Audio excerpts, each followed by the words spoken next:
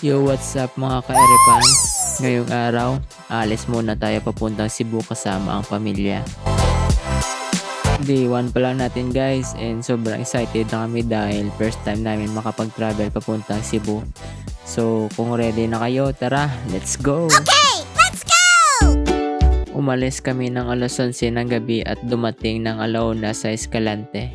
At sumakay kami agad sa Roro kahit puyat. Tuloy pa rin ang biyahe dahil excited sa bagong adventure. Nakakita na kami ng pwesto para makapagpahinga pero ang antok ayaw pa rin kumatok sa mata. Kaya kami ni partner lumabas muna saglit para makita lang yung dagat na malupet. Bumalik lang kami sa upuan namin para makapagpahinga. Kasi magsisimula na rin umandar ang barko para sa mahabang biyahe. Habang nasa biyahe, ang mga bata ay naglalaro muna para hindi mainip at tuloy-tuloy lang ang saya. Matapos ang ilang oras na biyahe, dumating na kami sa port ng Tabuelan bandang 5:30 ng umaga. Kompleto kami except sa tulog. Napansin din namin na maraming main character na papuntang Bacolod. Siguro dahil bakasyon at karamihan uuwi rin sa kanilang probinsya. Hanap lang kami ng pwesto guys para makakain na, baka maunahan pa kami ng gutom. Medyo malayo pa kasi yung pupuntahan namin. At dito kami nakahanap na pwesto sa Tabuelan Market. Kain at nag-usap muna kasi 3 PM pa ang check-in namin. At umalas kami agad pagkatapos kumain. Alright! Time check, 6:50 na ng umaga. Ready na sa next round ng biyahe. Habang nasa biyahe at malaya pang destinasyon, sinulit muna namin ang view ng kalikasan bago kami tuluyang talunin ng antok.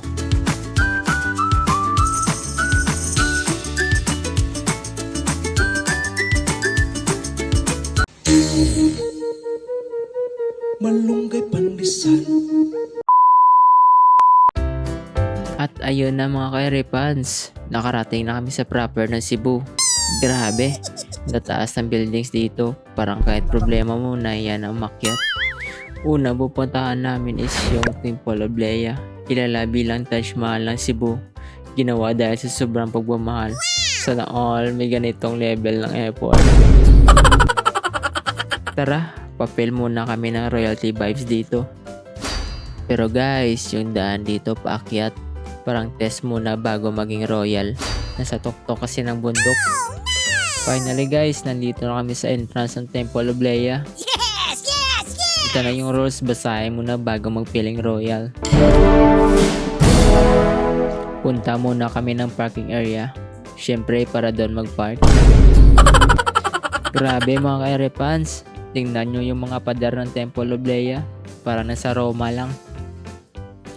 Inspired talaga to sa Roman architecture, kaya mapapansin nyo yung mga columns at engravings pang royalty talaga.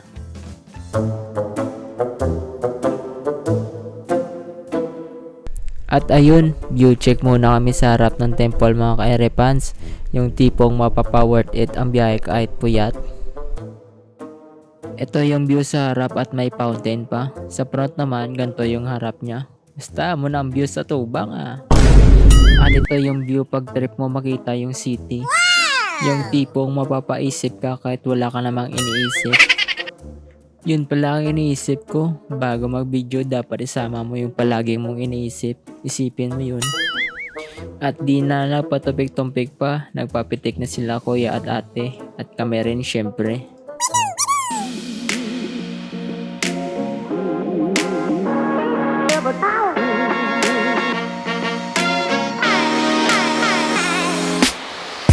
May cafe din dito mga ka-Eripans.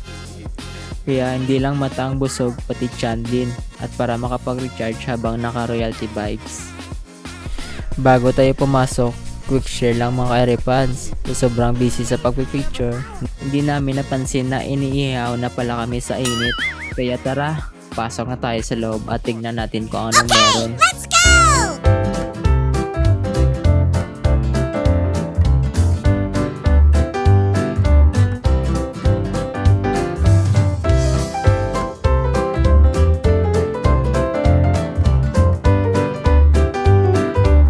Pa-picture muna dito bago mag-tour. Syempre documentation muna bago explore. Yung una namin pinuntahan ang nasa taas. Habang nag-iikot kami sa loob, mapapansin mo yung display, grabe.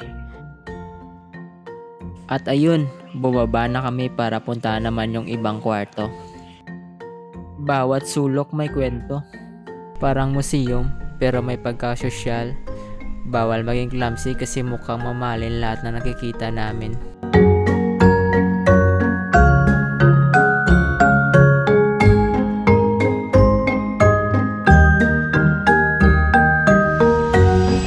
After namin maglibot, punta na kami sa souvenir store kasi hindi kompleto ang gala pag walang pasalubong.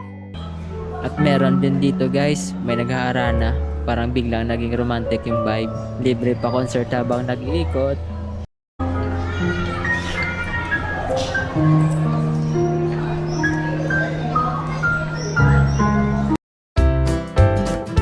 Doon na nagtatapos yung pang-ikot namin guys. Pero syempre, bago magpaalam, family picture muna, pang ebidensya. Next destination namin ay yung condo na tutuluyan namin para makapagpahinga. Pagod at antok na rin eh. Pero bago yun, kain muna kami para rekta na lang tulog pagdating. Hanggang dito na muna ang diwa natin mga ka-Airfans. Salamat sa pagsama. Kita-kit ulit sa day 2. Mas marami pang ganap.